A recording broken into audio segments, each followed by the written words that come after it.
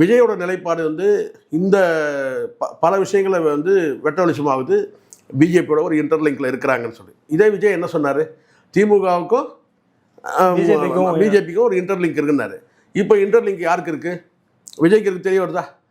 அது ஒய் பிரிவு பாதுகாப்புல இருந்து ஏன் இந்த மூவ்மெண்ட் இருந்து எல்லாமே சொல்ல முடியும். பிஜேபி தானே விஜய்க்கு சப்போர்ட் பண்ணுறாங்க. அதுதான் நான் சொல்கிறேன். இன்டர்லிங்க்ன்றது இப்போ விஜய் சொல்கிறது என்ன இன்டர்லிங்க்கு, அது மாதிரி டிஎம்கேவோட இன்டர்லிங்க் இருக்கான்றது வந்து இனி காலப்போக்கில் தான் சொல்ல முடியும்.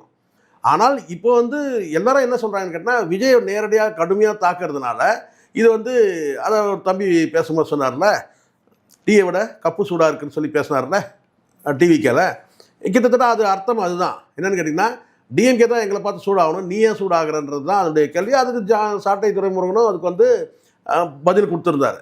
சரிங்களா? ஸோ நான் சொல்ல வருது எனக்குன்னா, இங்கே வந்து இந்த அரசியல் சதுரங்கத்தில் எல்லா காய்களும் மாறி மாறி தான் நகர்ந்துட்டு இருக்கிறத நம்ம பார்க்குறோம். இன்னும் தேர்தல் அப்போ இன்னும் சில மாற்றங்கள் வர்றதுக்கான வாய்ப்பு இருக்குது.